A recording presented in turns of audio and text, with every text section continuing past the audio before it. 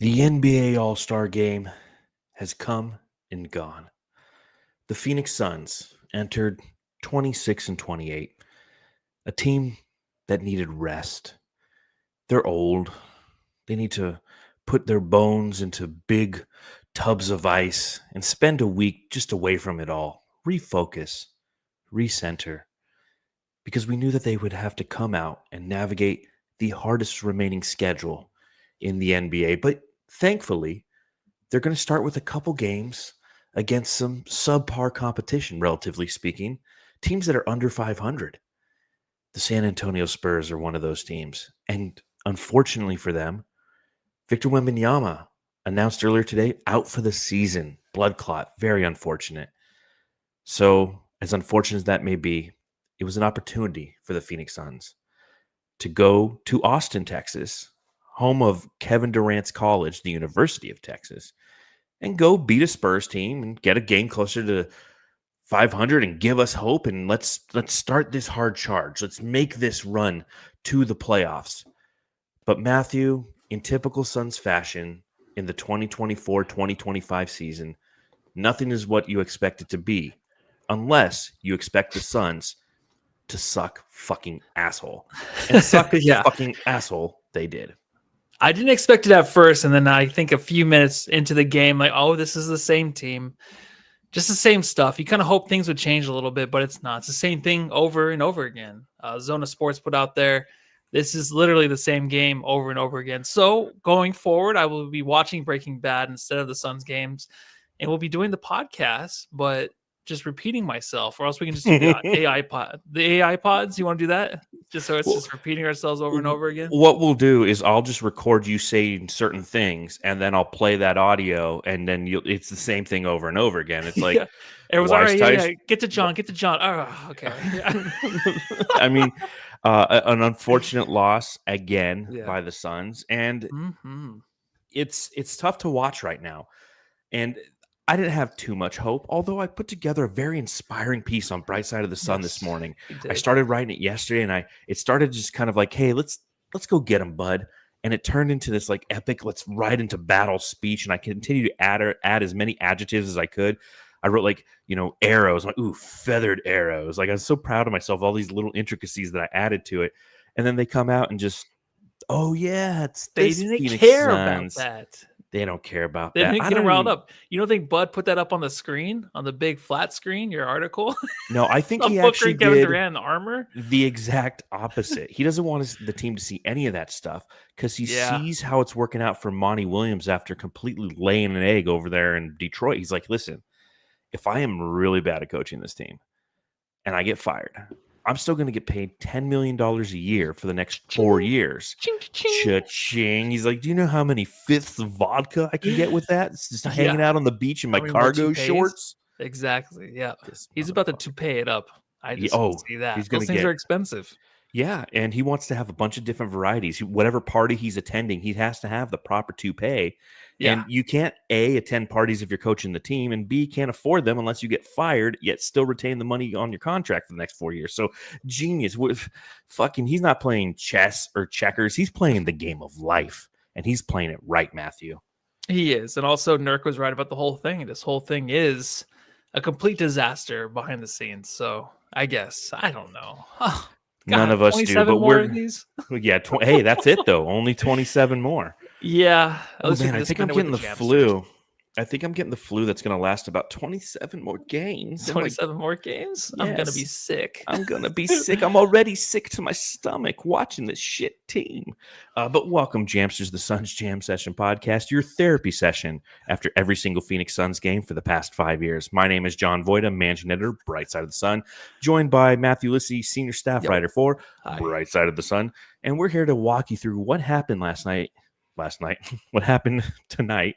It's last night if you're listening. Seems and if like you had this game is just it's got me all discombobulated, but we're gonna get you through it. We're gonna pop open a nice Suns brew. The only thing, this thing probably sucks too. Let's try this. Doesn't taste the same after 3 years of it. It used to be Sun Brew. It used to be so good. Let's talk about it.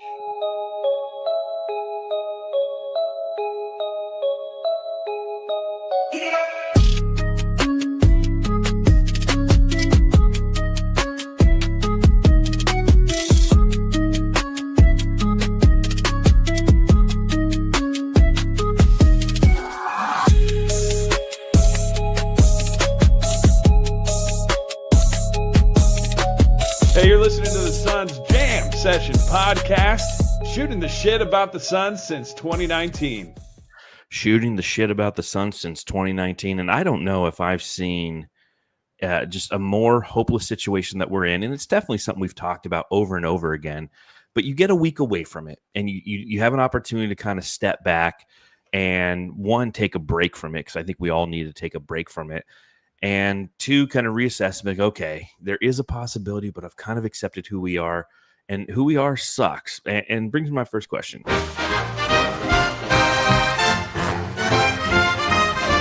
Matthew, I've got to ask.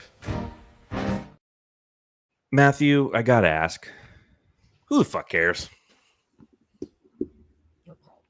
I don't. I really don't. I'm, we're sitting on the couch watching tonight, and I'm just like, I wish I was just an OKC fan or something. I want to enjoy this stuff. But like I said in the beginning, man, the fact that these games are the exact same is the worst part. Like, you don't see a glimpse of anything. I think when the Suns were winning, what was it, 7 out of their last, or they lost 6 of their last 7 before the All-Star break, we had glimpses of like Gillespie. We had some Ryan Dunn in there. We had some younger guys stepping up, Ty Washington. So that was a little fun.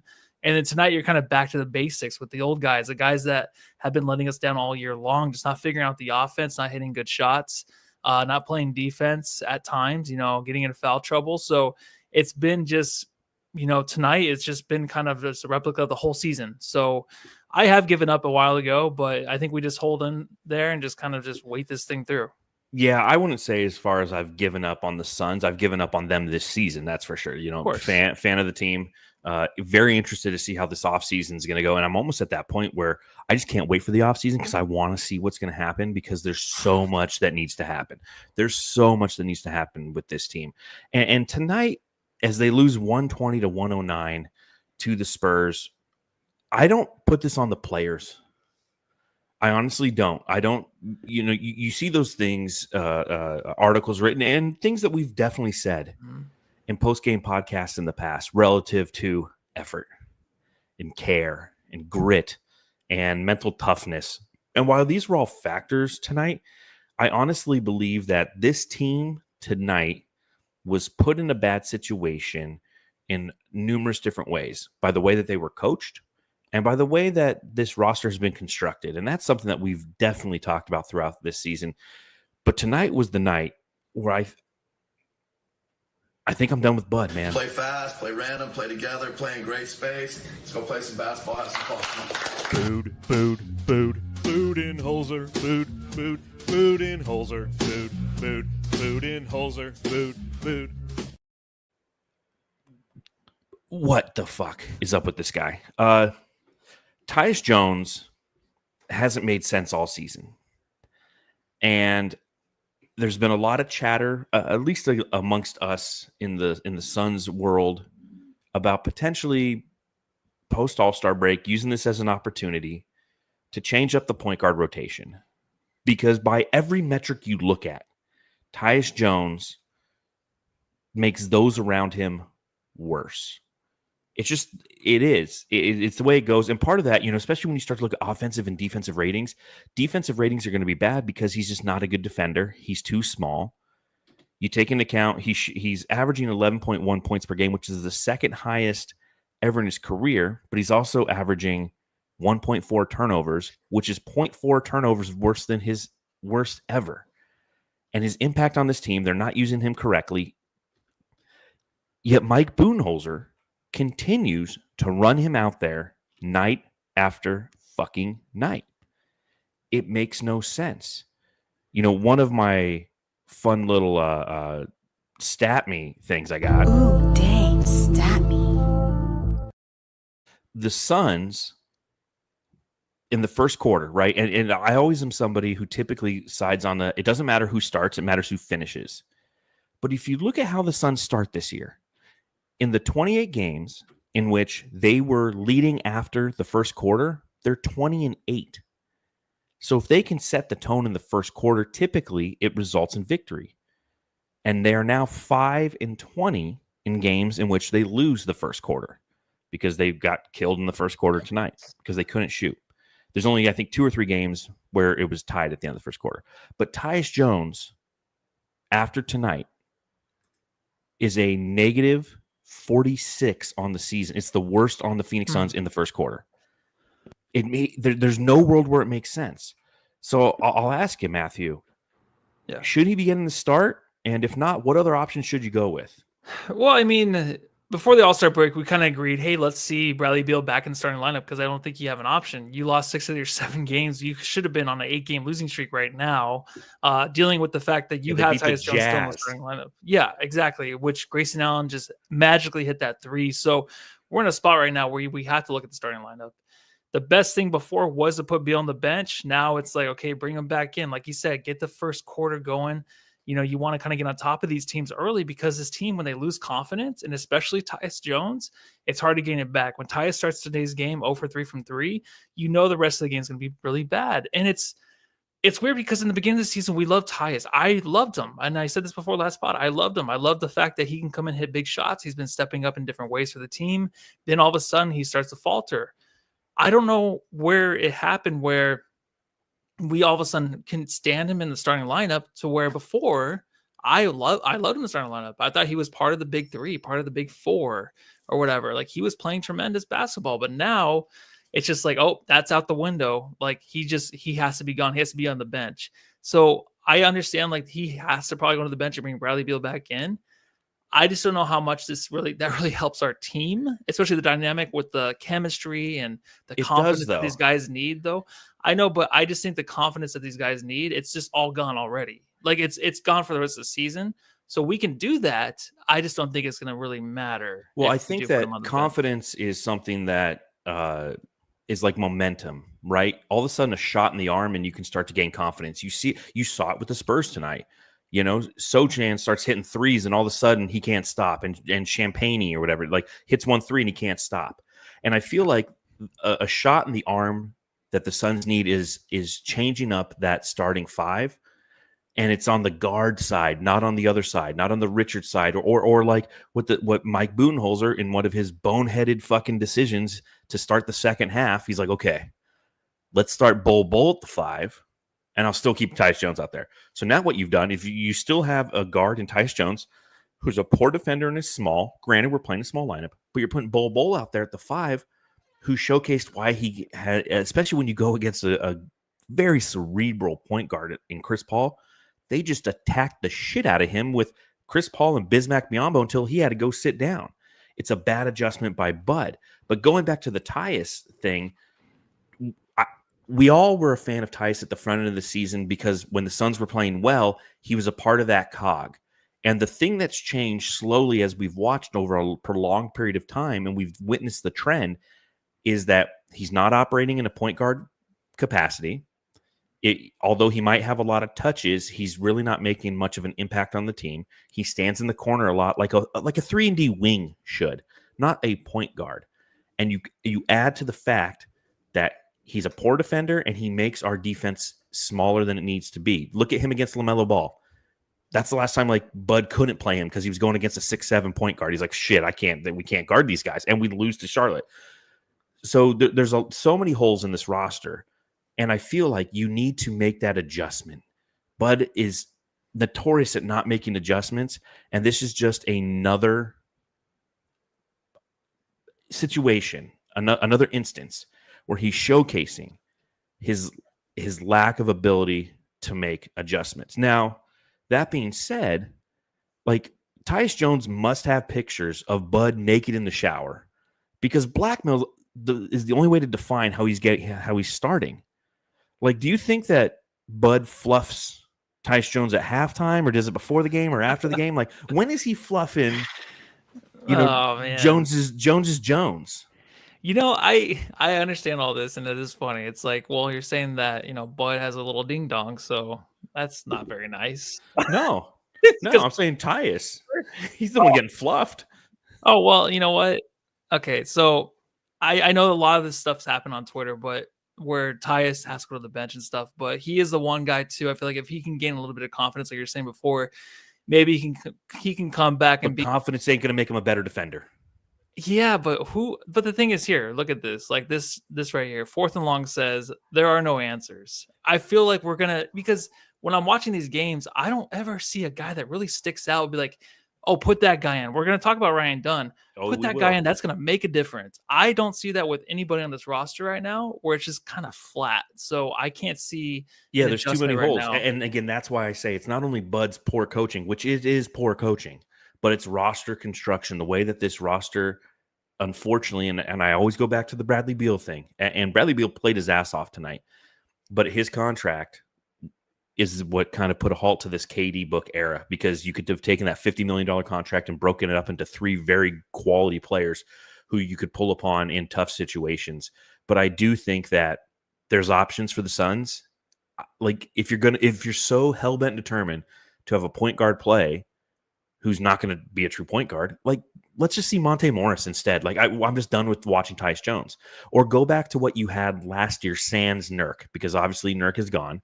But start Richards in his stead, and then give me Beal, give me Booker, give me Grayson Allen, and give me KD. Let's see what I mean, because that team, Yeah. if you look at that, those 4 guard line or 4-man lineups were plus last year. They were plus lineups because and offensively they could execute, and defensively they had a little bit more size than what we're rolling out there in first quarters like tonight. Yeah, that's true. And then P fell Ram. At least Morris can defend. Yeah, I don't know. Better than Tyus, I assume. I mean, we are obviously suffering from the Yeah. disease of what if, right? Like, well, what We if are, this guy played? and- Well, that's where we're at, though. 26 we and are 29. But my blame will always go towards the big 2 on our team. It's always going to go towards Booker and KD and how far they can take us. It ain't me, man. They can't play all 5 positions every night. Okay. They can only play 2. No, I understand, but we have to go back to the beginning of the season. Last season, this was a championship roster. It absolutely was coming into the season. So I just don't want to keep pointing blame everywhere else other than Booker and KD. And Booker has to be pointed out, especially in this game. Oh yeah, absolutely. And Complete we'll get to shit Book. tonight. We'll get to Book as well. I got some good zippy one-liners for him. Coach Bud is all about playing random. Do you think he randomly selects rotations by picking his nose, tasting the booger, and playing whatever voice he hears in his head? Yes, I'll agree with that one. I think so too. Not the fluffing, though. We need more shots of Bud on the sideline, because I guarantee you he's digging deep and he's trying to touch his brain by picking his nose, because it's poor coaching. A great example of poor coaching: Nick Richards, 6 rebounds in 8 minutes in the first quarter, didn't play again. Yeah, I don't know what happened with that. I don't know. I have no idea. Like, I what don't the know. fuck? That You one's have all not these- defensive. You have all these situations where it's like, you know what? Maybe I could throw him out there for 2 or 3 minutes and see if it sparks something. No. Why would I do that? That might put me in a situation to win. No, I can't go get my exactly, toupees. Yeah, but Richards was playing like 25, 27 minutes a game before this, and we were still losing every game too. So, I think it would have been awesome to have him out there, obviously, because of how well he played in the first quarter. But I don't know. I think tonight's pod, I'm just like, I don't know about any adjustments that could help the Suns team win tonight. I don't know if I can stepping pick up. any, but I'm gonna stand on my fucking stool and yell and scream that this team is Till fucking something bullshit. changes. Just Yeah. like this guy. Dun dun dun dun dun dun dun dun. Dun dun dun dun dun dun dun dun dun dun dun dun dun dun dun dun dun. Like Ryan Dunn is a young, athletic 3-and-D wing who is in need of development, and your team sucks. And he's good enough to play in the Rising All-Star or the Rising Stars Challenge, makes it to the All-Star game, scores 8 points in the game, looked fantastic. He's not good enough to get any fucking minutes. He got 20 seconds tonight in garbage time. But it's like, yeah, let's empty the bench. Ryan Dunn, like, what is that? That's shit coaching. That's shit coaching in the short term. That's shit coaching in the long term. In short term, he could affect this game in a positive manner and play some defense, which we played horribly tonight. We gave up 120 points to a Wemby-less Spurs team. And Ryan Dunn has no place out there playing defense. I don't want us playing defense. Nick Richards, you play defense? No, I don't want you playing defense too. Let's, Mason, what are you doing, Mason? Tyus, come here, little boy. Come here. We'll go out there and try to defend them. So that doesn't make any sense to me. And then in the long term, if you're trying to develop this kid, if you're trying to see if he's part of your future as an organization, you think that's like, okay, listen, we suck. We know that we're not going to make it to the play-in. We're not going to make it. And if we do, we won't make any impact. Let's play this guy 20 to 30 minutes a night and truly open him up and see what he has. Because you know what? He's got a better chance. Just send him to the fucking Valley Suns then. Like, let me go watch him play for $30 because I'll enjoy that a lot more than what I watched tonight. Yeah, I agree with everything you said. I think the fact that he's kind of been, missing, it does hurt Suns fans out there because there was some promise in the beginning of the season. I'm on the side of like, hey, he wasn't playing very good before, but like you said, there's nothing left to lose really with this team. But I think what Bud is doing right now, we will eventually see more of him, I think, towards the end of the season after we kind of do give up, maybe not even a play-in team. We'll see more of him, but I think what's happening is like, I think Bud is trying to get like his last chance and like seeing these other guys and seeing if they can step up in different ways, maybe because he knows what he has in Ryan Dunn, maybe, but that's the only thing I can think of. Does he not know what he has in Tyus Jones? He's like, I will play him all the time, every chance I can. Yeah. After game 40, I wasn't the biggest fan of Ryan Dunn, I don't think. I just was like, he kind of just is like, all right, it was a good first season for him. I just think that his minutes diminished because he just wasn't playing as well. His defense just took a step down. So I don't think he's really playable right now, but you have no choice. So I'm not a fan of either or. I just think that he wasn't, if he's not playing, I'm never like, where the fuck is that guy? I don't care about that guy as much either. I just don't. I'm sorry. I do, because he does have defensive upside. And to your point, he was playing worse relative to defense. If you go back and you look at the defensive ratings and you look at his splits by month, it's there. So what Matthew's saying is relevant, but at the same time, he has the upside. So a team that is already so bad at defense, you can't tell me that this team is so bad at defense couldn't use him to maybe spark a couple defensive possessions. He did it in the All-Star game. He's picking off. We would still turn the ball over, like have a fast break where we're just kind of stepping on our own feet or injuring our knee. Well, yeah, that's like Royce O'Neal running the fast break, man. He just like runs into the defender and drops the ball. He's like, oh, shit, I didn't think that through. See? That spark that the Spurs have tonight too. Like it's just the athleticism you see, the young guys. Like you want that too because we don't have that obviously, but you want to see that. Ryan Dunn. Yeah, that's what I'm saying. You have to see that in a guy like Ryan Dunn coming out and maybe giving you that. But that's a lot to ask from him right now, I feel like, too. I feel like it's not because so many guys are out there playing so shitty. It's not like it's hard to find minutes for him right now. Mason Plumlee in this game played 17 minutes.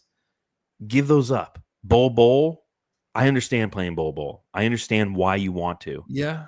But defensively, it's not fun, though. It's a gamble. And he can do some amazing things on the offensive end. But when you're relying on that, that's kind of why I've been, that's the worst part. It's tough. It's tough. When we're being talked around the league and people are like, oh, Bobo's in the starting lineup now for the Suns. Like, yeah, I'm excited, kind of. I don't know. I don't know how to feel about that because I don't want this to be happening this late in the season, but we already know how the season's going. And, I'm not against right now. I really hope he's a part of our future. I'm just saying, like, I feel like a lot of people like you tonight are saying like he can come in and maybe change the game. I just don't see that on my side of things. I want him to, but maybe he'll surprise me later in the future. And we win some games. My thing is it's more of a development opportunity. Yeah, right. Like that's what I want. Because at this point, these are the things that you think about over the All-Star break. It's like, okay, who are we? What are we? Yeah. And it's a hard one to swallow. It is. And the conclusion, I mean, the nice thing about the All-Star break is going into it, losing the way that we did to Houston, a game we were up and then a game we just lost and pissed away, we find new ways to lose. But going into it, I feel like, at least for me personally, it was pretty easy to compartmentalize who and what we were. And then just kind of enjoy the fact that I didn't have to watch Suns basketball. It was, okay, team that costs way too much money, the most ever. We don't have very many outs. We are not going to make any impact this season. We will be lucky to get in the play-in. Lucky because every other team around us at the trade deadline did something to get better, and we had to make a move of desperation. And this upcoming offseason, we're going to determine whether or not we're going to keep Kevin Durant and what other moves are going to be made. And it's going to be, like I always say, and you've heard me say this to you before, Matthew, the Suns are always interesting. It's not always a good interesting, but they're always interesting because there's always something dumb going on with this team. And so I kind of compartmentalize, like, okay, that's the team. That's everything that I feel about this team. And I put it on the shelf. I'm like, I'll see you on Thursday when we play the Spurs.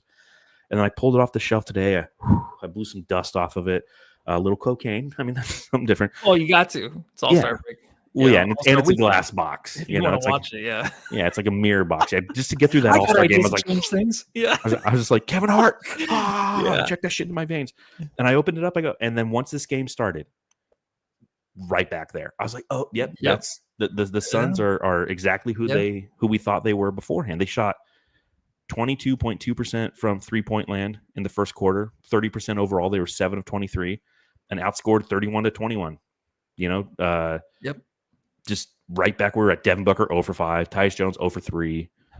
Yeah. You know, and so the way I look at it, it's like, okay, now I'm in the mode of thinking, how do we fix this? Knowing that it's a very loaded question. We're not obviously going to have the answer tonight after clearly an emotional loss, in my opinion, because this is one. Even was it TNT tonight or ESPN? I think it was TNT because hockey was on Yeah, ESPN. TNT. Yeah. So TNT, I forget Wait, who was saying it. Did you watch the hockey game? Yeah, Okay, I didn't get to watch. I didn't know where it was. I was it was looking on for ESPN. Was it okay? Yeah. Canada, fucking Canada. They The winner win? got Mexico, and now Canada has Mexico, and now we have to have spicy poutine. Who thought? But Dang.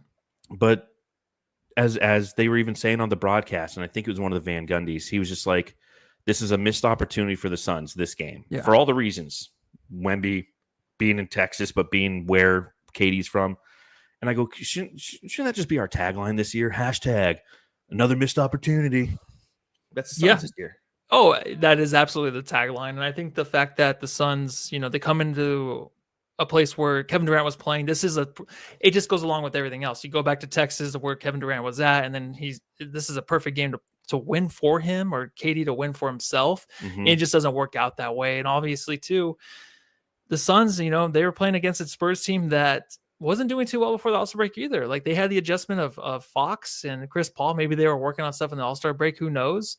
But they seriously were a team that were kind of desperately kind of trying to find their way as well.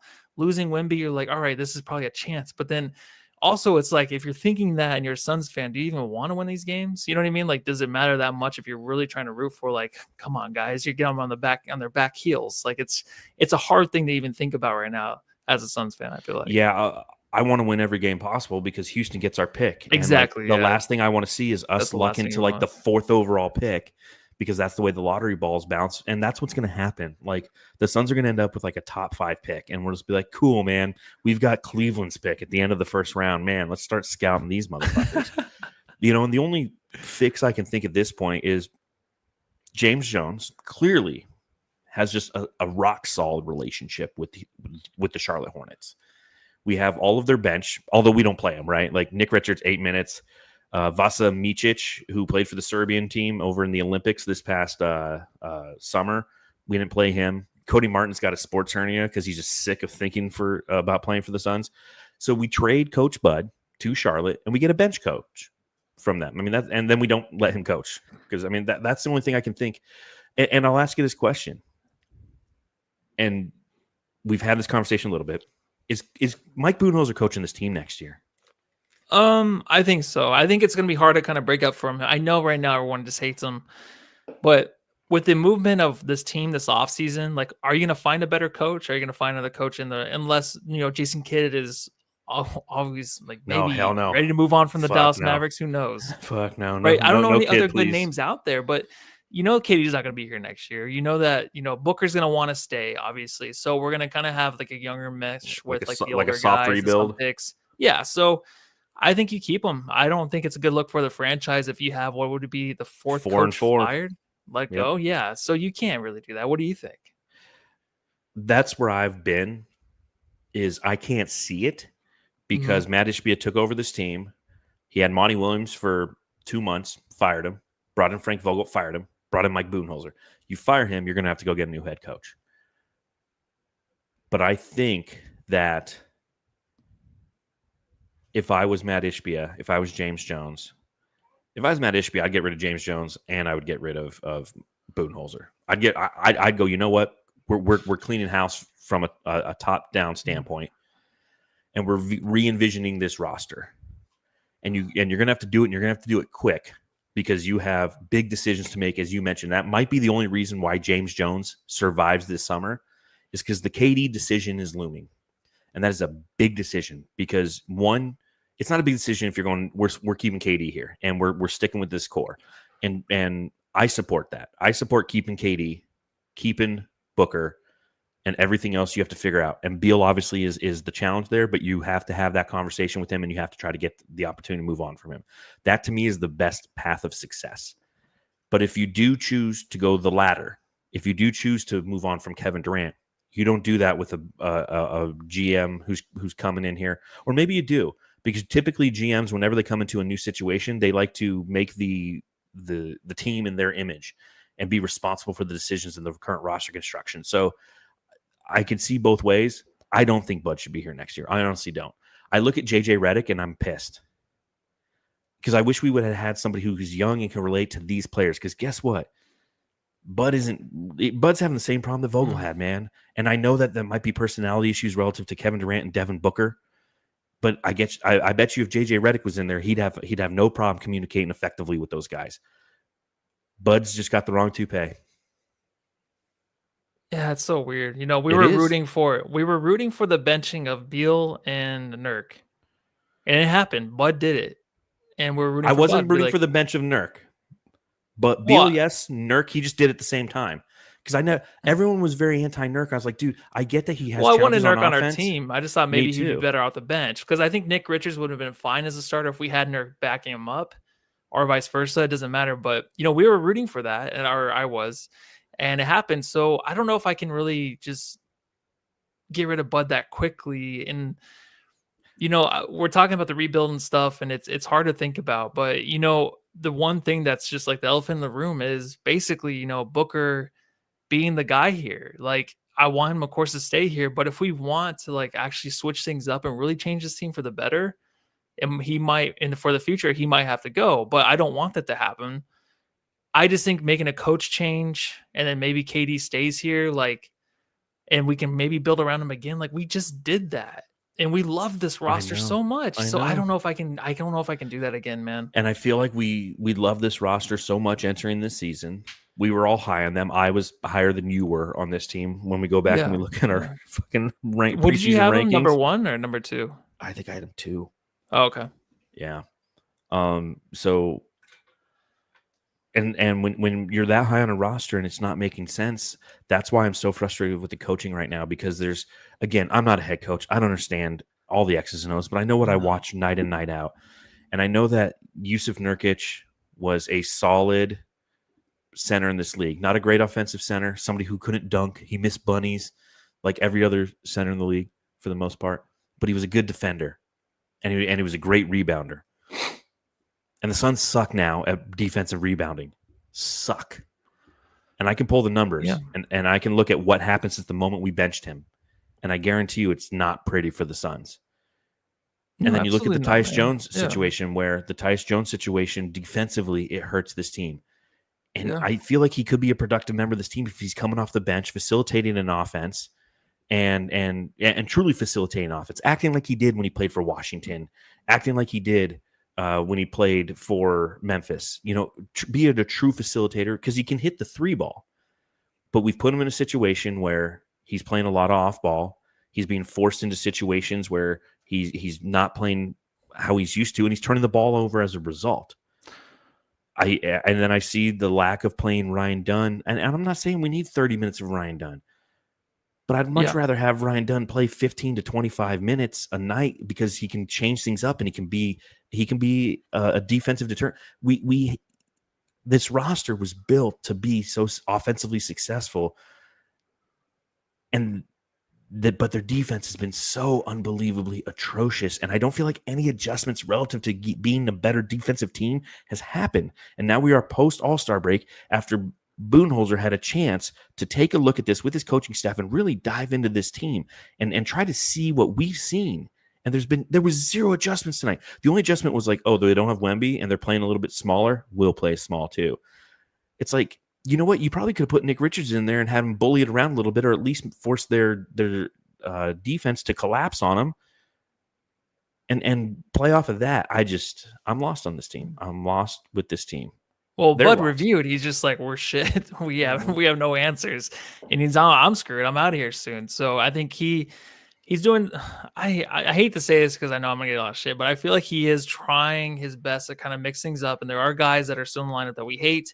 There are guys that are not playing right now that we hate. But we have been sucking and mediocre all year long. So I don't feel like he's making any adjustments to where it's like, what the fuck are you doing, right? I don't think he has any other options to try different things. And I'll go back to it again, man. Like we have guys in Book and KD that are just out there still making mistakes, still looking lost. Like Book just looks like fucking ape shit out there, man. He doesn't know what the fuck's going on at halftime. I feel like tonight, the whole season, most of the season, when he was an all-star stub, then he came out and he had like 30-point gains. But other than that, man, like this team is like, they don't look like their IQ is through the roof like it used to be when Chris Paul was here. It's just 100%. very mid. Yeah. 100%. And Booker tonight, 4 of 14 from the field for 17 points. So it took 14 shots to get 17 points. And 7 of his points came at the free throw line where he was 7 of 8. He had 8 assists. He had 4 turnovers. He had a block shot.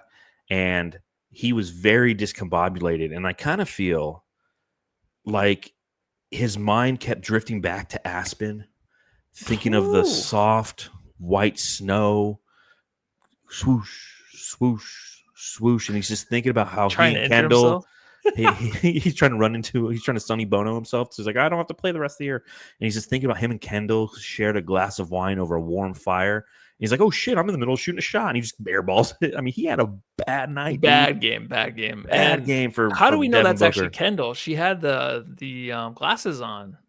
Did we just know from the jawline in that picture? Probably the people who were there, they smelt her butt. I feel like they've been back together for a while, but Bobo was out there kicking it with them too. Yeah, it looked like. So I was like, maybe Booker's like talking to Bulls, like, we really need you. You're our only hope in this season. And I'm telling Bud to start you every game, and he didn't start tonight. Well, the other thing is Bobo, he tokes the shit out of the ganja. They were probably up in Colorado, and like Booker's still high. He looked high out there, and he's like, oh shit, dude, the fucking basket. Like when you look at his team though, it's just the weirdest. The whole team feeling. is high. I don't get any kind of feeling or energy from anything that I'm watching. It's so shocking to me. It's crazy. Kevin Durant tonight, 22 points, 9 of 13 from the field, 3 of 6. Kevin Durant shot the 5th most points, 4th most field goals on the team.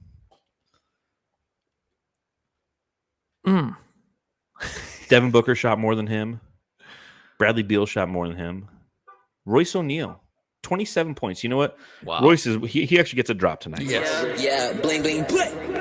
Rolls Royce, Rolls Royce, Rolls Royce, yeah, nigga, Rolls Royce. Yeah, the only bright spot for the Phoenix Suns tonight was the 27, a career high, mind you, from Royce O'Neal, 10 of 16 from the floor, 6 of 12 from beyond the arc, 3 steals, 3 assists, 6 rebounds, 4 turnovers. 35 minutes played. Got the start tonight. He was the only one who looked consistently engaged, but even him, like I mentioned earlier, fast break, running down, opportunity to cut the game, I think to within 2, just runs into the opposition. Yeah. KD, an average game, a great game, relatively speaking, for Royce O'Neal. Mm-hmm. And that's just the way it is. No D. That's what Royce, I'm saying. No D. Yeah, no D for Royce. No D for anybody in the league. No D. He gave us 120 points to the fucking Spurs, man. Yeah, but we barely. It was like 101 to like 105. It felt like for forever. The fact that Royce O'Neal had to like single-handedly get this team back into the game, tying it up before the half, but then the Spurs come back and hit 2 threes and go up by 6. Entering the halftime, yeah. I'm like, okay, now it's over. Like when you have that momentum switch and it's just over that fast, and you just know this team is depleted. We can always just tell us Suns fans it's over that fast. Yeah, and from a defensive standpoint, that's why I didn't play the drop. Like, when was this over? It's like first fucking quarter. Yeah, they're down 8-0. Someone put that in the chat. Yeah, yeah, we know. Yeah, Suns Fever 83. Game ended at 8-0. Love the song in the show. Thank you so much. And another stat, this is from Jack M. He says, Iron Eagle had a great stat. Suns have allowed 119 plus points in 9 of the last 10 games. So bad. And it kind of plays into another stat that I have is tonight we gave up 30 plus points in 2 quarters. That's 96 times this season we've done that, and I think we've played a total of 224 quarters. So it's like 43% of the time we give up 30 points in a quarter. Almost half the time we are giving up 30 points. And for comparison, the Oklahoma City Thunder have given it up like 64 times in 216 quarters. So for them, it's like 30% of the time they give up a 30-point quarter. And we give it up like 43%, nearing halfway. Yeah, but the they're defense usually of up this, by 30. Yeah, but they outscore you and then they shut you the fuck down. We can't outscore you, and we don't know how to shut you down.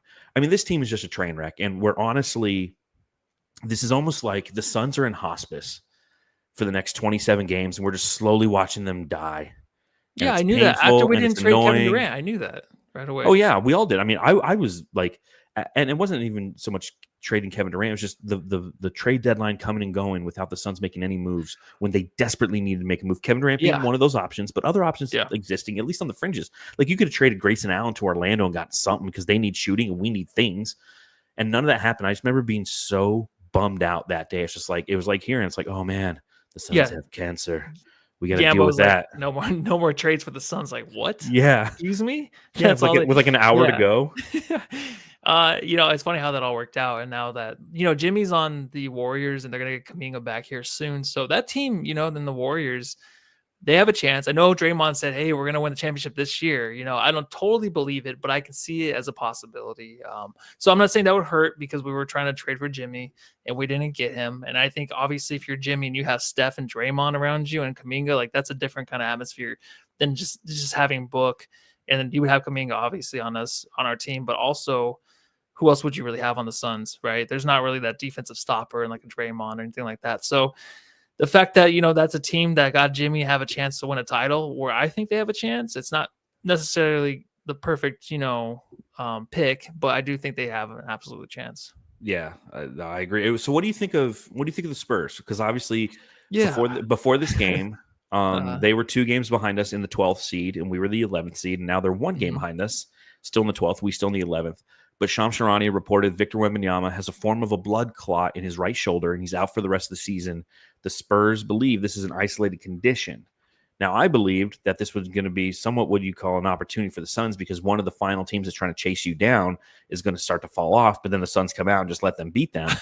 So how do you feel about the Spurs in this situation? Oh, the Spurs, I mean, it sucks for Wemby because you kind of think of Chris Bosh and how he couldn't even come back and finish his career because of the blood clot. So obviously he's very young. You don't want this to happen to him this early in his career.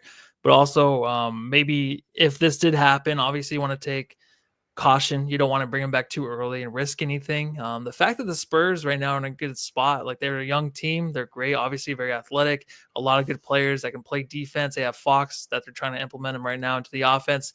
Chris Paul kind of training him, kind of taking him to the side, be like, good job on that one, buddy. That's what we're looking for. Like you saw that a few times. So they're in a really great spot right now as a franchise. If they are to actually, not tank, but if Wemby's sitting, they won't be winning a lot of games. So it's kind of set up to where maybe they can get Cooper Flag. Is that going to be a thing? Or if the possibility existed, how Spurs would it be for that to happen? Huh? How Spurs would it be for that to happen? For them to happen? It's absolutely going to happen. And I'm not saying like, hey, Wemby, like I feel bad for the dude. But if you're the Spurs, you're like, we're not winning anything this year. What are the chances we can get Flag? It's possible. It's definitely possible. And they're in a great situation. League for 10 years. Well, they're already with Wemby, I mean, I already exactly. can't stand the Spurs, and then that happens, and then you got Chris Paul's there with De'Aaron Fox and with Wemby to kind of pass on his leadership, to show him how to fight guys, right? How like tonight Chris Paul pulls De'Aaron Fox in between him and Kevin Durant, then starts wagging his finger at Kevin Durant. And do you think that they were fighting about who hated DA more?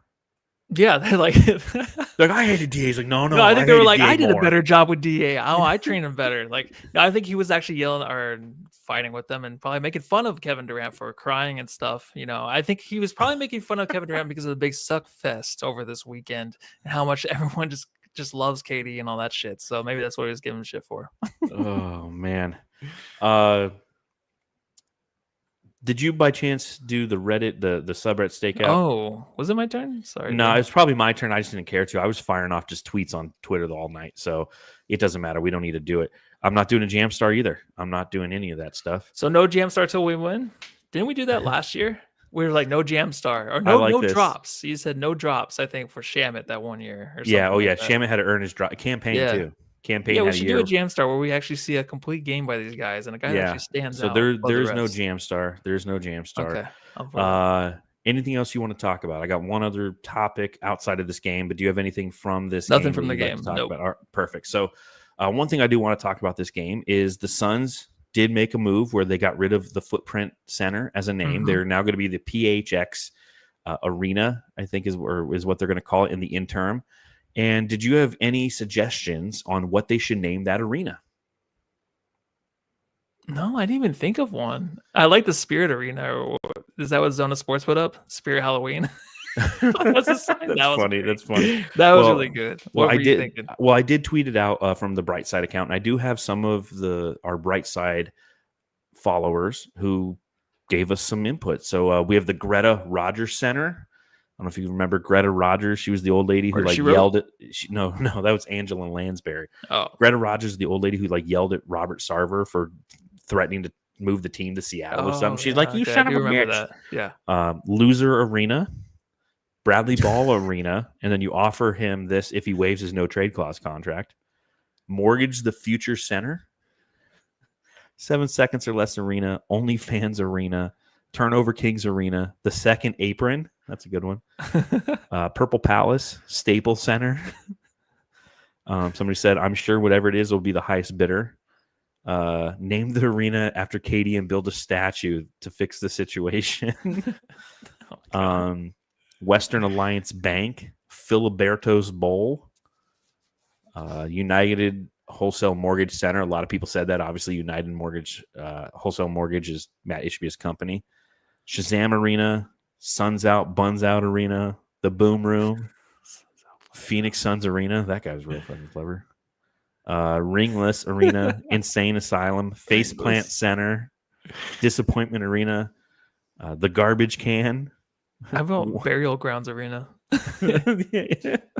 1-800 Cars for Kids Coliseum, the Toilet, Thunder Dan Marley Dome, Jones's Big Ass Arena, and I said Heartbreak Hotel. I mean, 'cause that's what it is. So Nice. Jamsters on Turnover Center from John Carl, Nettles Air Arena from Keith Nettles, Waste Management Arena from Saul in the chat. This has nothing to do with the arena name. He just says we all hate AD from John Carl. But yeah, call it We the do. Eaton Center. But yeah, so I mean, this is the state of the Suns, and we will be here after every game, trying to figure out why what went wrong tonight. Like that's the name of the game right now. Trying to fix the lineups and like, Yeah, like why aren't we seeing yeah, more why Ryan did you Dunn? play this guy? Yeah, And then exactly. Ryan Dunn comes out. There's like a -17. It's like, why didn't we give Mason more Yeah. minutes? Bring Oso back. You know who I do want to see is Gillespie. I want to see him a lot more. I do too. I would like to see him play. I Like, that's wanna see another him a option ton. instead of Tyus Yes. Jones. Like, give Gillespie some run. I think you got to do it. You're at the point, like I honestly feel like, so we play Chicago at 3:00 on Saturday, and then we play Toronto at 4:00 on Sunday. Yep. Okay, those are like Couple two weeks of our easiest games left on the Yeah. schedule. And then So it's Murder City. and yeah, then it's Murder City, and like the Celtics and the Pelicans twice, and I mean we couldn't beat that team when they were like 5-25. So Yeah.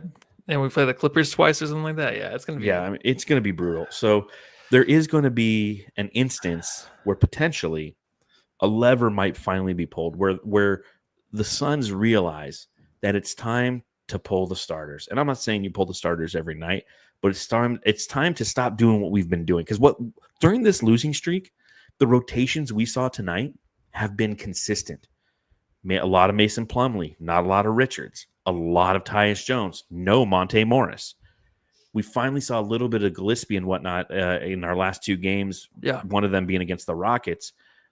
We're going to hit that point where we're about 5 games out of the play-in with 10 Mhm. games to go. And that's when we'll see it. And you know what, Suns fans? That's going to be fun because we're going to see players out there playing with effort and trying to make this roster next year instead of guys like Tyus Jones are out there. It's like, dude, I know I suck and I'm going to be somewhere else next year, so I don't care. I don't like any of that. Man. I don't like any of that, dude. Yeah. What Hey.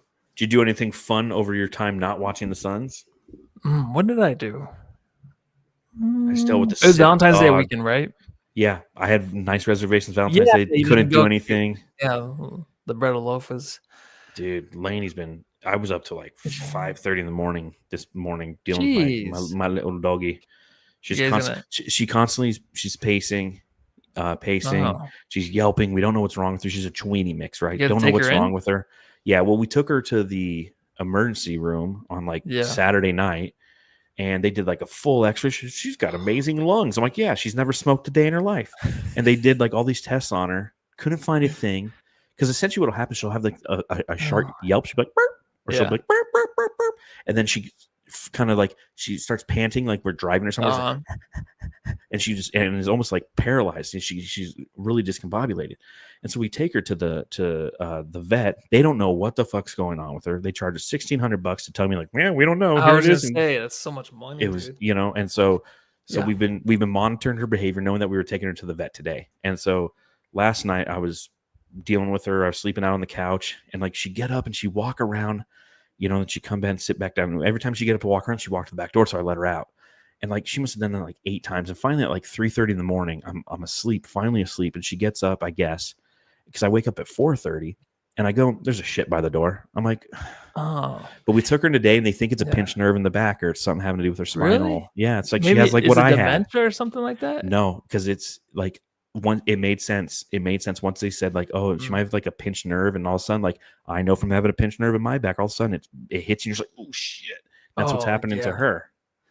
Well, chop that butt off, dude. Or, I don't know. Dude, Start chopping stuff she's off. lost like 5 pounds. Yeah, I don't know why it's hurting now. So dude. that's She have a what I wallet back did there? during the whole All-Star break was like try to get sleep here and there, and I watched some Better Call Saul and like. We're almost on that. We're almost done with Breaking Bad. Nice. So her son's watching it with us now too. So nice. he likes it. He's like, dude, you know where I can get some that blue magic? Yep. No, we do it after. Yeah, we make sure to get a few through episodes. You don't do it before. I mean, that just really gets you going. Well, then we're gonna pay attention, man. All We've over been the coming place. up with ideas to help solve this lineup.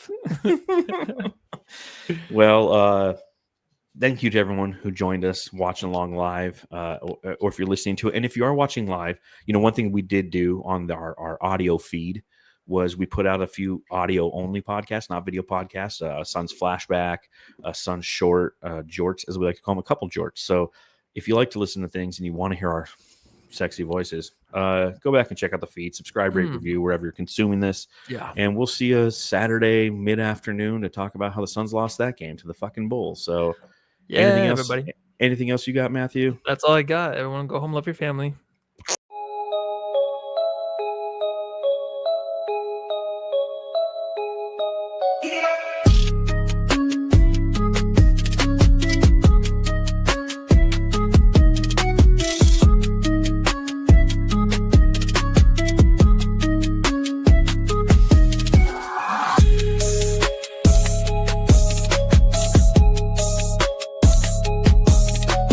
Hey, you're listening to the Suns Jam Session podcast, shooting the shit about the Suns since 2019.